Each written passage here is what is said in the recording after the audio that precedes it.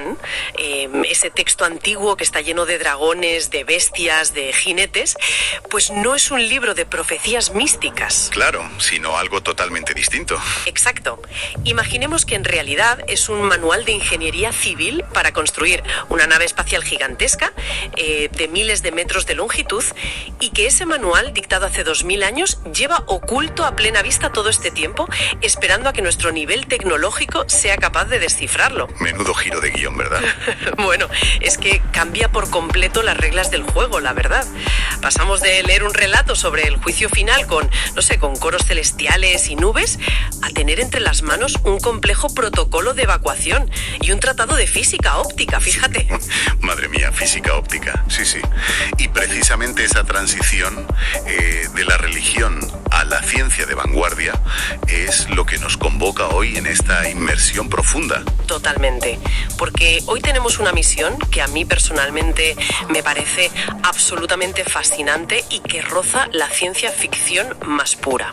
Vamos a explorar un texto titulado La Nueva Jerusalén, el blueprint de la nueva humanidad. Un título potente, desde luego. Ya te digo, se trata del 8º episodio de la primera temporada de una obra inmensa llamada El Códex Nazareno, que está escrita por el filósofo Gabriel Villaboidana.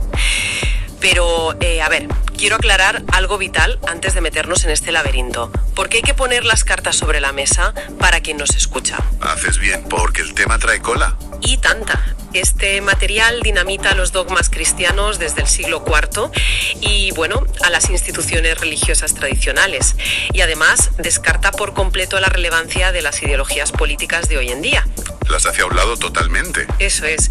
Por eso es súper importante dejar claro que en esta inmersión profunda no estamos aquí para defender ni para atacar esta visión teológica o política. Nuestro objetivo es ponernos las gafas de exploradores para analizar de forma 100% imparcial la brutal arquitectura mental y la construcción del mundo que plantea este autor.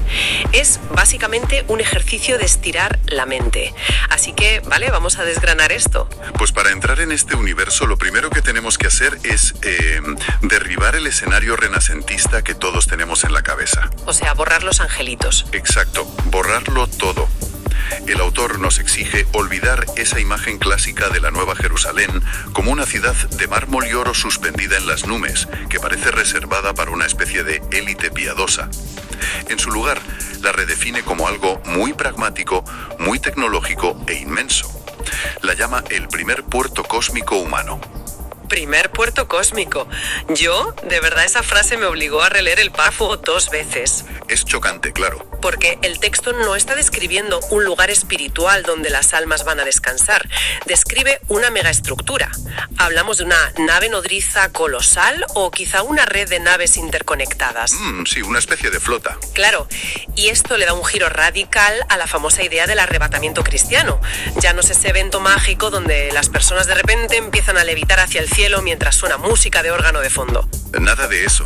El autor lo describe literalmente como una operación de extracción, es decir, una evacuación física de una porción de la humanidad para sacarla del sistema solar. Es alucinante.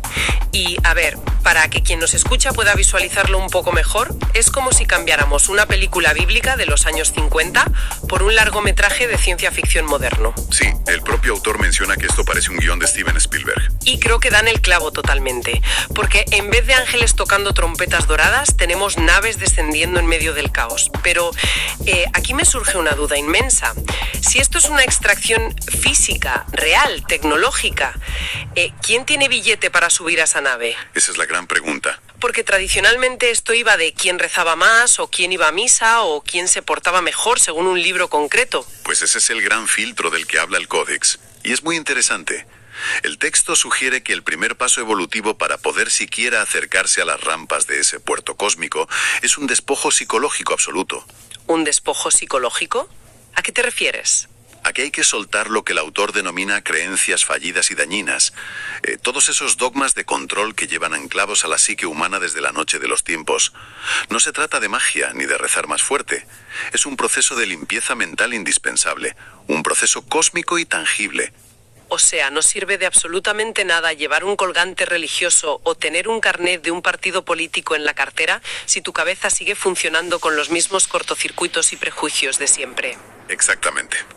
Quien se aferra al dogma, al odio o a la división, sencillamente no es un pasajero compatible con el tipo de civilización que opera en ese puerto cósmico. Es como intentar usar un enchufe europeo en América sin adaptador. Simplemente no encaja. Me gusta la analogía. Vale, supongamos que logramos pasar esa criba inicial. Hemos dejado atrás los dogmas, somos mente abiertas y logramos acceder a esta megaestructura. Si la Nueva Jerusalén es una nave nodriza física y no una metáfora bonita, tendrá que estar construida bajo algún tipo de ley científica, ¿no? Por supuesto. Y aquí es donde la lectura se vuelve increíblemente densa, pero a la vez fascinante. Porque el autor deja la filosofía a un lado y empieza a hablar de matemáticas puras. Sí, da un salto tremendo. Es un salto brillante hacia el paradigma del universo matemático. Villaboy Llana argumenta que la tela de la realidad no está hecha de materia inerte, sino de matemáticas. Y para sostener esto, invoca a figuras de la talla de Pitágoras, Newton, Galileo. Casi nada. Claro. Dice que el caos del universo está ordenado por números divinos como el número pi o la proporción áurea, el famoso 1,618 y así hasta el infinito. Y aquí es donde me quedé a cuadros, porque la figura de Dios se reinterpreta por completo. El texto ya no habla de un señor con barba blanca sentado en un trono juzgando si hemos sido buenos o malos. No, lo llama la primera intención. La primera intención es brutal, porque lo describe casi como el gran arquitecto de software o el programador jefe del cosmos, que utiliza frecuencias y proporciones matemáticas para compilar la realidad. O sea, todo lo que existe es código ejecutándose. Lo fascinante aquí es cómo el autor coge ese código fuente y lo aplica directamente al Apocalipsis de Juan. Porque lo que hace es demostrar que no es un texto místico lleno de metáforas, sino un documento técnico. El Códex nos invita a mirar los números fríos que este pescador del siglo I dejó por escrito. Sí, los detalles son una locura. Por ejemplo, la descripción de la Nueva Jerusalén. Juan no describe una ciudad medieval con callejuelas irregulares. Describe un cubo perfecto de 12.000 pies por cada cara. Espera, frena un momento. Un cubo perfecto de 12.000 pies. A ver, eso me suena directamente a las naves de los Borg en Star Trek o a un hipercudo de ingeniería estructural avanzadísima. ¿No suena a un paraíso celestial para tocar el arpa? Claro que no. ¿Por qué un cubo exactamente? Pues porque matemáticamente el cubo es la máxima expresión de la estabilidad geométrica y de la optimización del espacio.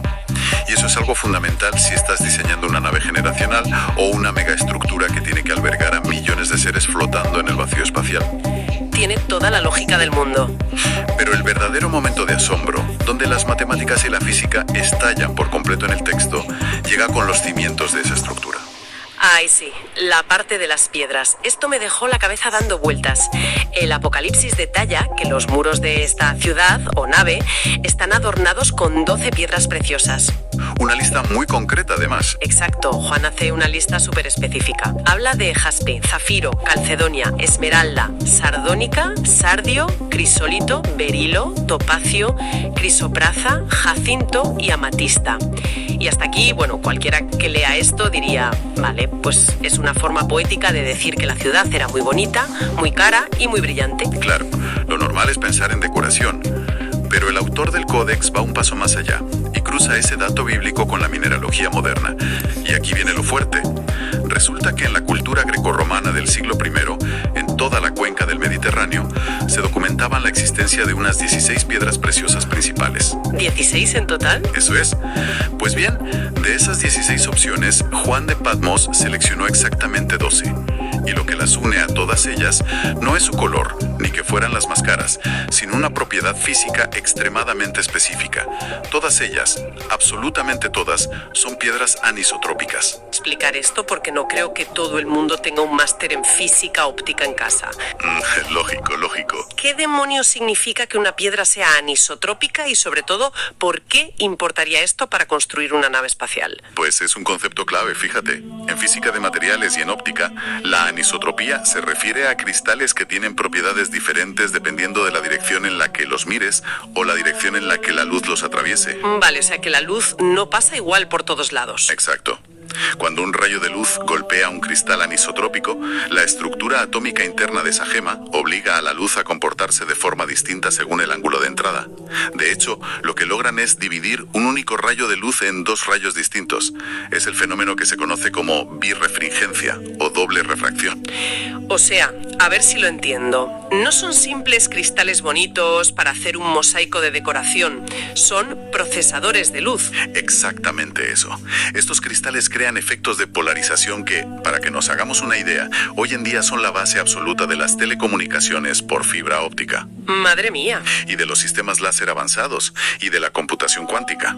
Si tú quieres construir una matriz de energía que dependa de la manipulación de la luz y de frecuencias a una escala masiva, necesitas materiales anisotrópicos, ¿sí o sí? Es que, Estela, y esto los lleva a la gran pregunta que lanza el autor, que además es una pregunta súper incómoda. Nos está diciendo este texto que un pescador analfabeto del Mediterráneo del siglo I conocía los fundamentos de la polarización láser, de la doble refracción y de la física de fotones. Sería absurdo pensarlo, claro. Claro. O más bien nos sugiere que estaba actuando como un mero transcriptor, es decir, que una inteligencia superior le estaba dictando un manual técnico, un plano hiperavanzado, y él lo copió literalmente sin tener ni idea de la física subyacente. La postura del autor es sin lugar a dudas la segunda. Propone que llevamos 2000 años leyendo en las iglesias descripciones técnicas de manipulación de energía, creyendo ingenuamente que son alegorías místicas sobre lo bonita que es la fe. Es como darle un manual de un iPhone a un romano y que piense que es un poema sobre un rectángulo negro mágico. Tal cual. Y esto naturalmente abre la puerta a un debate mucho mayor. Si aceptamos la premisa de la obra, la idea de que hay ciencia estelar escondida en pergaminos antiguos, la pregunta inmediata que cae por su propio peso es: ¿quién entregó ese conocimiento a nuestra especie? Más chocante de toda la inmersión. El Códex Nazareno hace una reinterpretación absoluta, y digo absoluta, de la figura de Jesús de Nazaret, de Yeshua ben Joseph. Sí, aquí es donde mucha gente puede saltar del asiento. Ya te digo, espera, porque esto va a sonar auténtica herejía para muchísima gente que nos esté escuchando. ¿Qué es exactamente lo que dice el autor sobre él?